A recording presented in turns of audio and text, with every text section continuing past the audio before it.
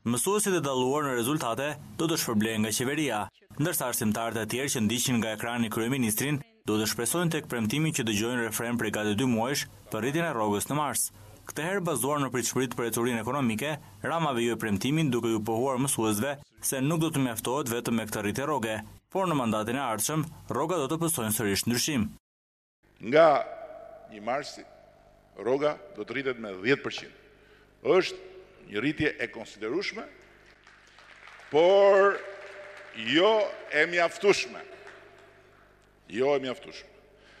Mbetet prap sfidë që ne të arrisim edhe më shumë, më tutje, dhe kjo sfidë është një sfidë që në bindur që ne do ta fitojmë. Ardhen me vonesë në takimin e planifikuar e justifikojnë me punën e ngarkuar për hartimin e një projekti për rikonstruksionin apo rindërtimin e 108 shkollave më problematike në skaje të ndryshme të vendit. Deri në vitin 2020 të mos ketë më asnjë shkollë në asnjë pjesë të teritorit të Republikës së Shqipërisë që mos jetë e standardeve më të mira. Duke lëvduar femrat mësuese, Rama mësuesit meshkuj i vlerësoi për progresin, por i bindur u shpreh se ata nuk bëhen. Kërkesën e mësuesve që kryeministri të mos qëndrojë gjatë në këtë mbrëmje dhe festa të mos zhvillohej me protokoll, ai u përgjigj.